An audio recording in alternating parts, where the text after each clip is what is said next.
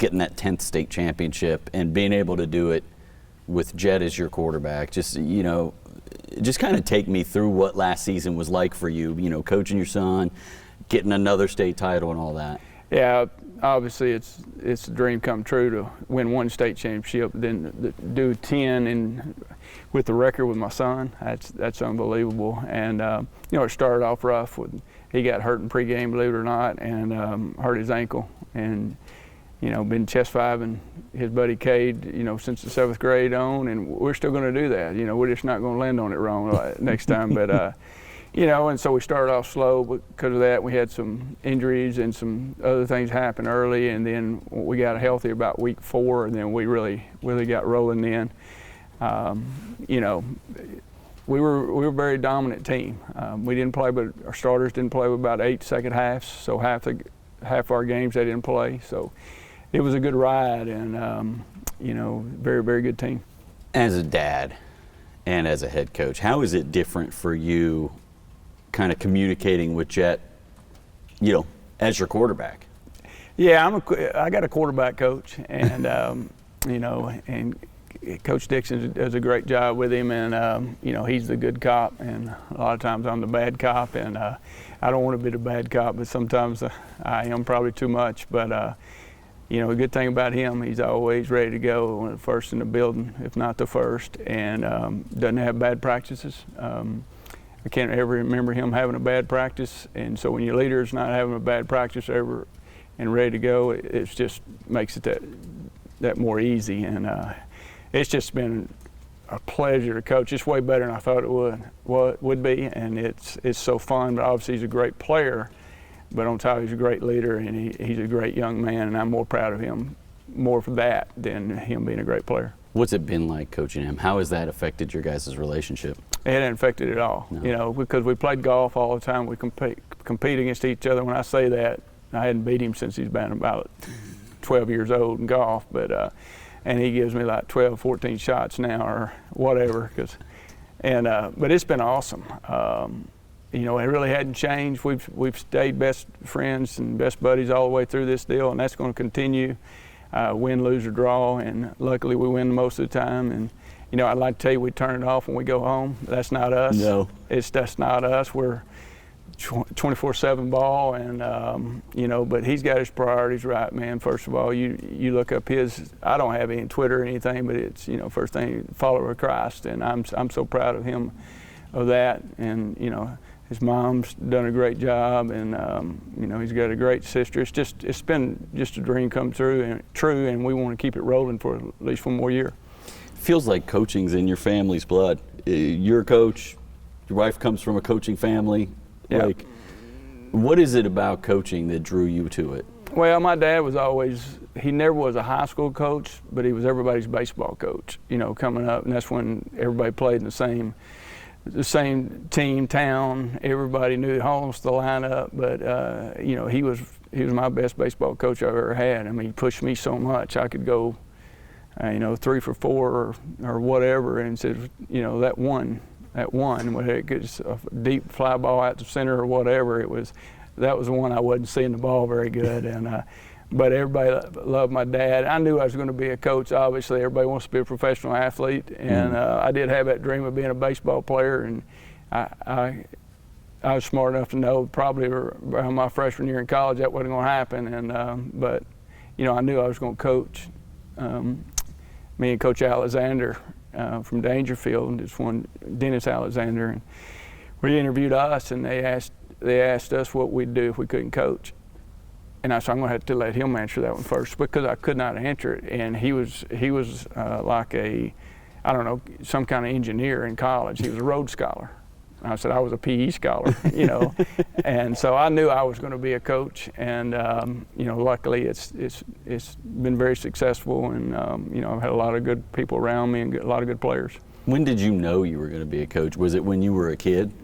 I knew I wanted to be around the game my whole life. That's all I knew. I went from football to basketball to baseball. I pole vaulted, and I was district tennis champion 3 out of 4 years in high school. And so my brother was a college tennis player. My other brother was a bull rider. So that's all we knew. And I actually rode some, not bulls. I I tapped out at the junior bulls, so and I was smart to get out, but he was really good at it. But we just competitive. My mom's the most competitive person I know, and then my dad didn't understand any failure whatsoever. I mean, that wasn't allowed at our house, and so we was just a family of competed all the time, and you better win. So how did you go about getting your first job? Actually, I took a job at Crockett under the great Monty Jack Driscoll, and about 2 weeks later, I was just going to, let me back that up, at Crockett, I was just going to be a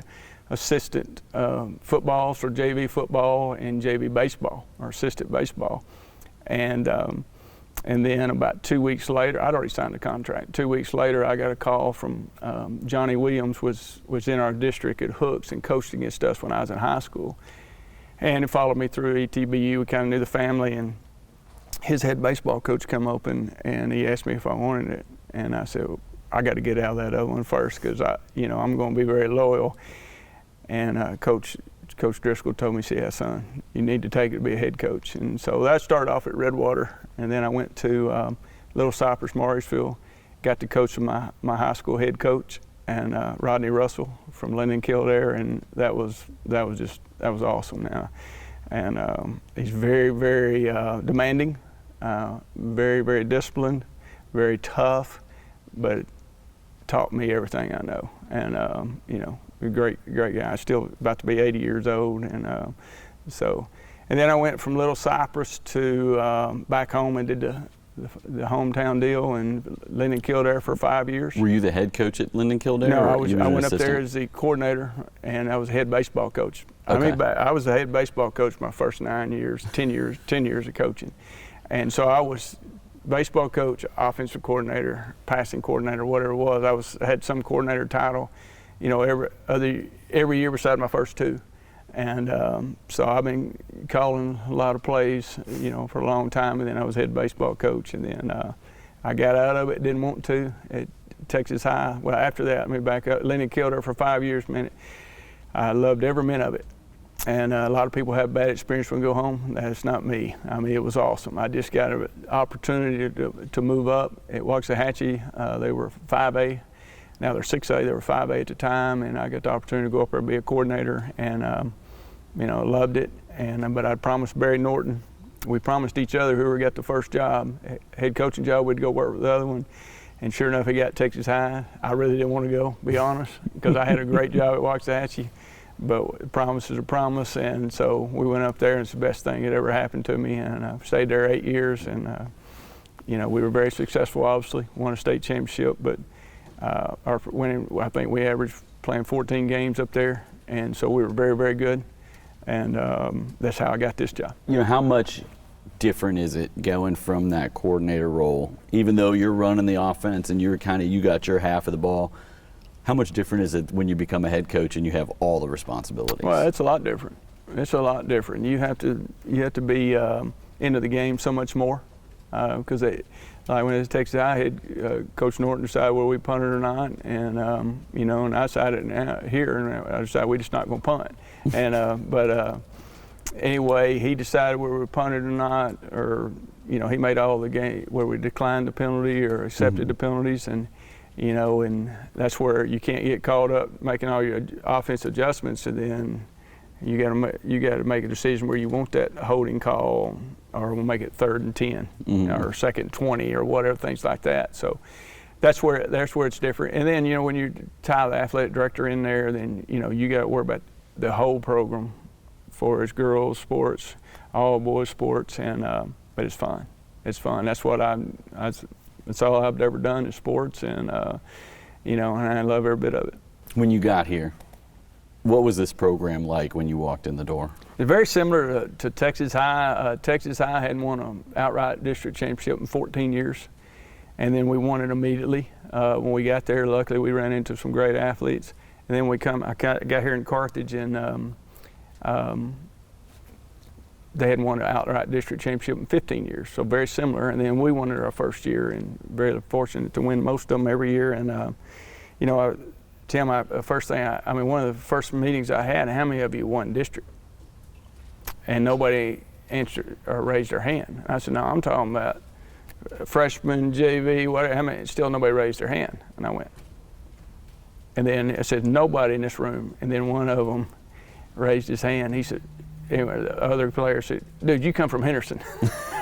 So I guess Henderson won a district championship junior high or something. But so it just, I don't know, they hadn't won district very much here. And that was our goal to win, to kind of win district and then own our district. We never talked about anything else. Yeah. And then we won the district the first year, and we got to own the district. And the second year, we got lucky to win the state championship. So that's the bar now. We don't even talk about district games, to be honest. That's what I was going to say. How do you change a culture that quickly? Like, because that's, these kids have never won. And then in year 2, you're winning a state championship. Well, first of all, you got to get the trust in them, because they had, I think, 3 coaches in 5 years. And the other coaches saying the same thing I was saying. All the good stuff. And you got to follow up with it daily, and I think we have done that, and look them in the eye and they trust you, and that was our first word on it. It was trust, and and I think we've done a good job. But then secondly, you got to hire good coaches. Mm-hmm. And you've got some good ones. I've got some great coaches, and the best in Texas. There's no doubt about it. Any level, I've got the best, and I was very fortunate, and it's a business, and when I got this job, they held everybody's job, and that's very rare. And we had 20 football coaches, which is very rare, I thought. I know that's the same amount as we had Texas High, but a class below us. Right. And so I got to hire a whole new staff. And I was honest with those guys, if you want to stay, apply, because there's nobody in this room probably going to be here besides me. And I did have about 4 guys apply, and I kept one. And then I hired one back, because everybody told me how good he was, and I hired him the next year back. And so that was it. That's great administration. The third thing I was going to say, you got to have great administration, and I always say you can get lucky. Yeah, mm-hmm. With athletes you can get lucky once or twice, but to do what we've done, that's not luck. That's from the top, letting us do what we need to do to run this thing like a Division I program, and and then you got to have coaches, like I said, to follow through with it, and we have great players, and we do, and we don't desire. A lot of people want to say it's the coaches, and it is. Yeah. There's a lot of people who got great players, but you got to have great players and great coaching, mm-hmm. and when you have that mix and you have the desire to win, and like my coaches and myself do, then you can do something special. Feels like you guys just reload with talent every year. Well, we're very fortunate. We did we've been accused of some things, and so we did a study, and 98% went from 4th grade on here. Mm-hmm. At that time, we hadn't done that study in about 5 years, mostly homegrown. You name the greatest players that come through here, then 99% of them homegrown, and then just for the times we've had 1 or 2 that's moved in as freshmen. And that's just, I wouldn't, Dangerfield won all those championships when I was in high school. I was one of the ones getting a beating over at Linden Kildare. Yeah. But we played them every year, they're closest. But I wouldn't have went to Dangerfield. You couldn't have paid me to. No. But the times have changed. It's about, let's win now, and that's just the way it is.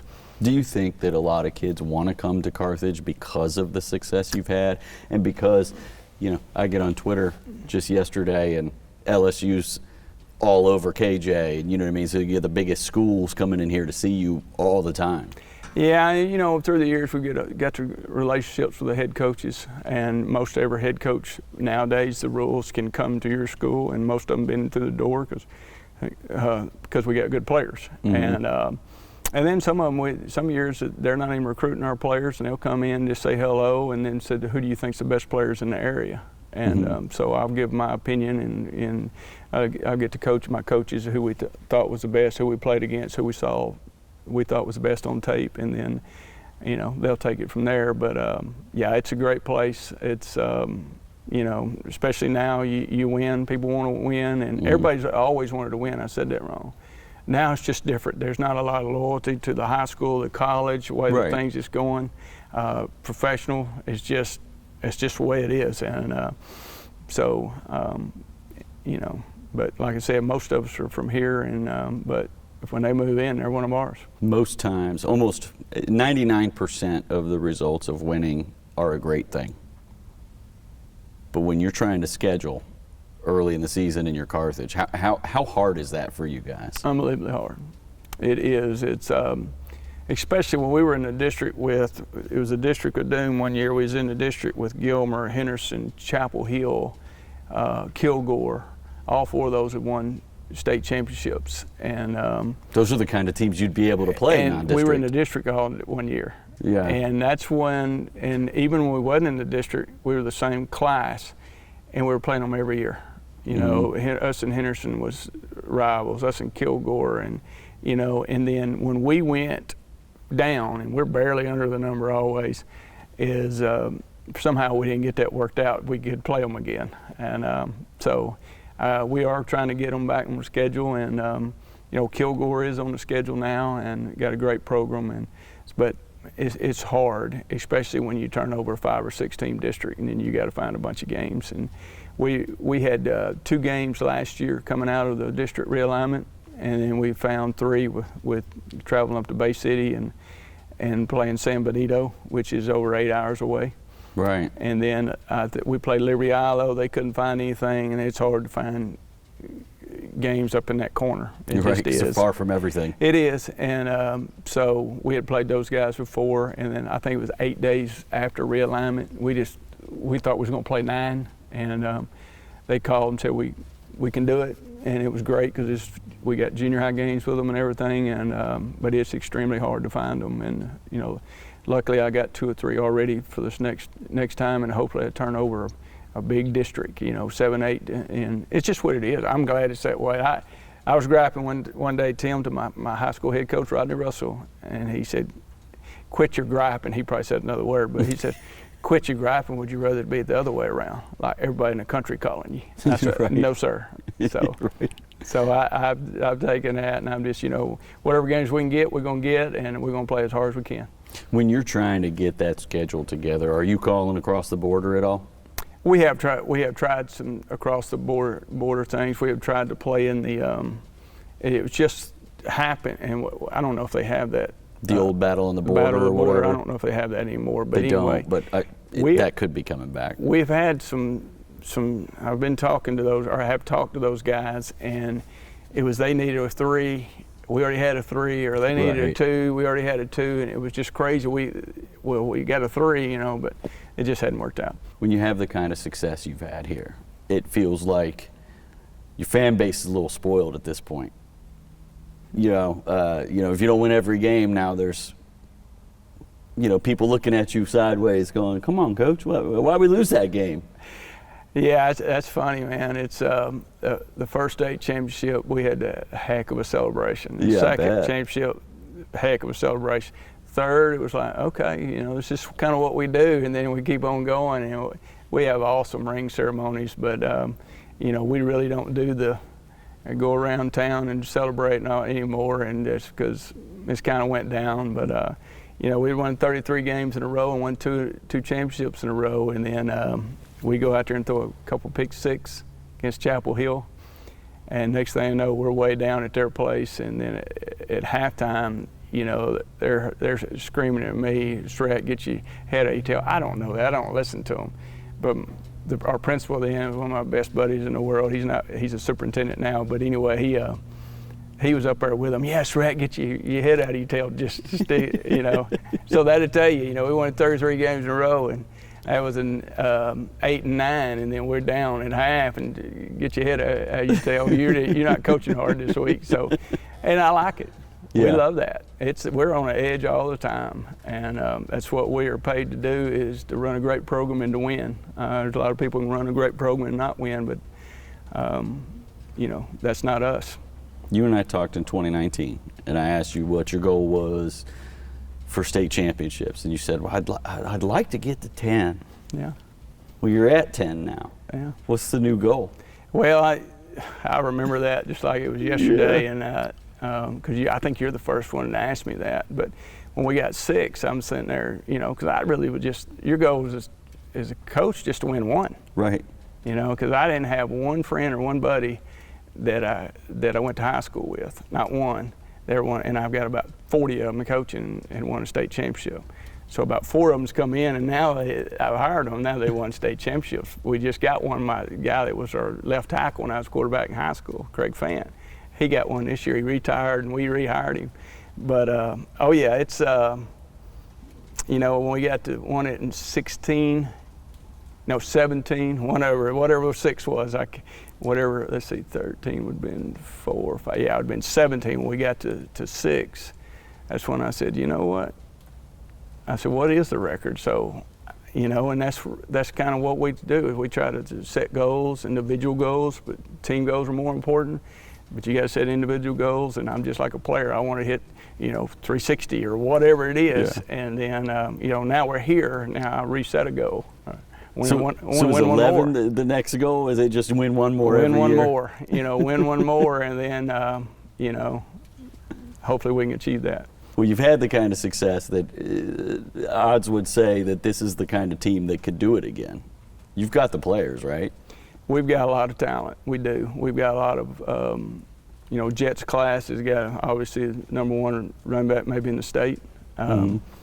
We've got a great receiver in Junior Henderson. We got tight end, you know, Cade Ross. We got Benny Smith, another running back that had 19 touchdowns.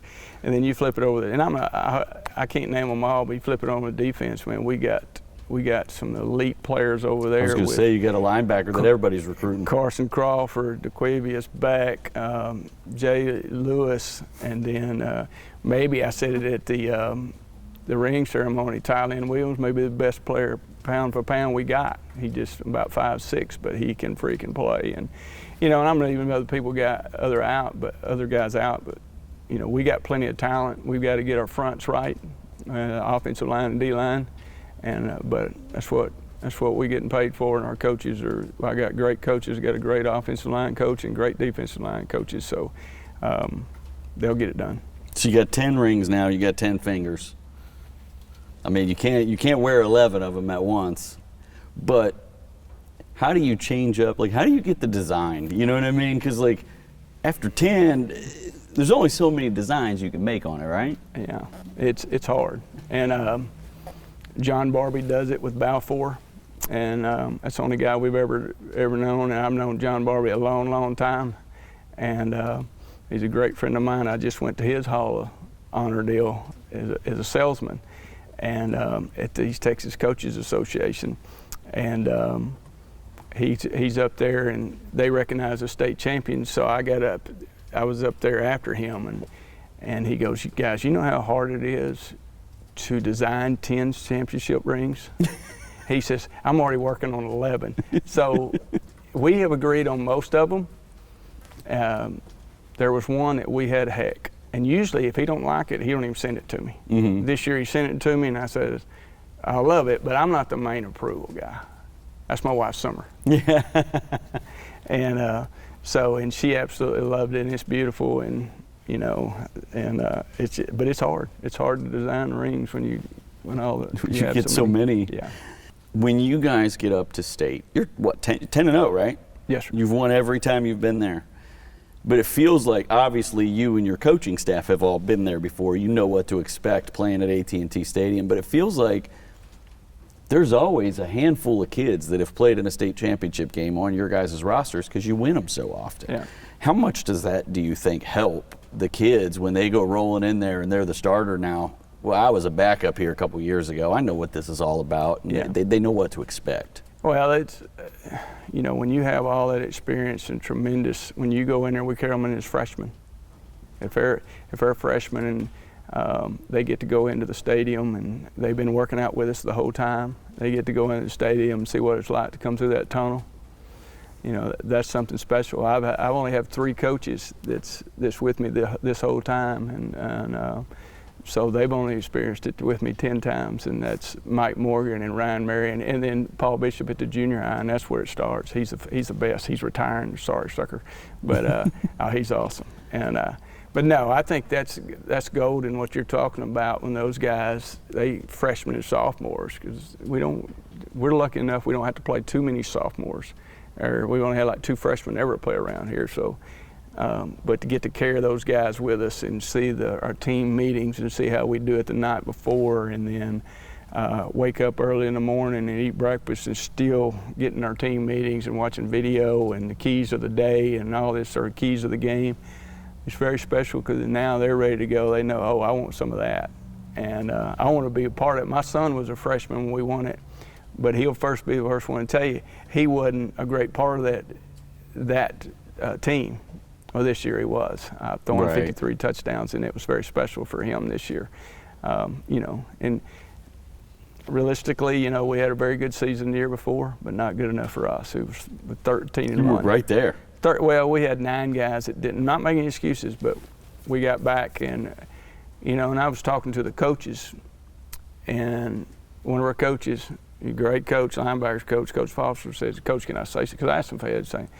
He said, "You realize that we had 9 guys here last spring that wasn't playing with us, you know, for injuries." Yeah.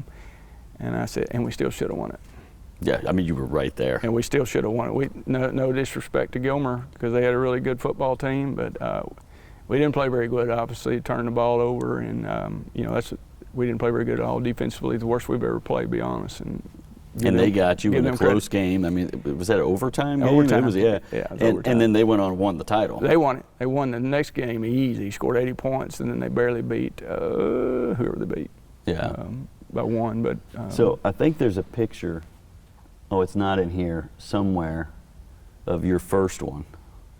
You were holding Jet. Yeah. When he was a little baby. Will you just kind of tell me about, you know, going full circle from holding him as a baby with that first state championship to hugging him as a man in the last one? Yeah, my favorite one is, it's in my upstairs man room, whatever.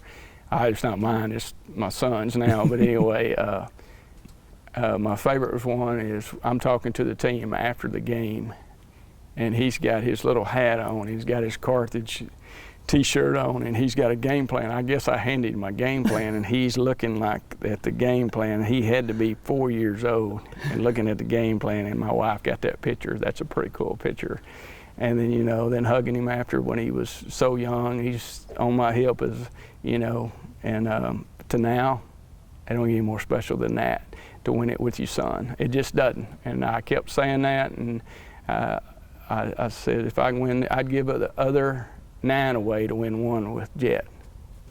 But if, please, Lord, don't make me give anything away. Just give me 1 with him, and then now everything's icing on the cake. It was like, you know, that's a lot of pressure. It's the most pressure I've ever been in my life.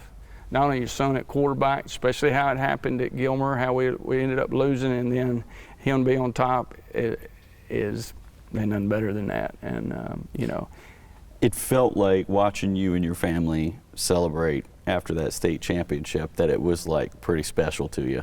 Yeah, it is. And you know, my daughter's as competitive or more competitive than all of us, and she said, you know, we got, I mean, we got to get it done. We got to do this. How many touchdowns we're going to throw, blah, blah, blah.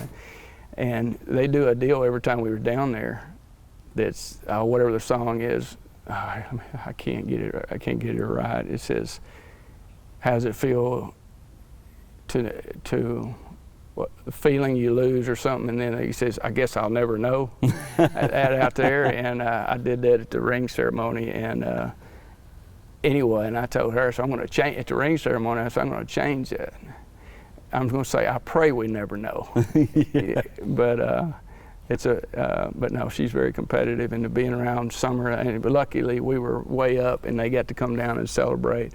She's always wanting to stay back, and I made her come over there and celebrate with Jet, because Jet was out of the game, and we actually enjoyed the game for the last, I don't know, 3 minutes or whatever. And you could see me looking back and watching our defense at the same time, and it's very special.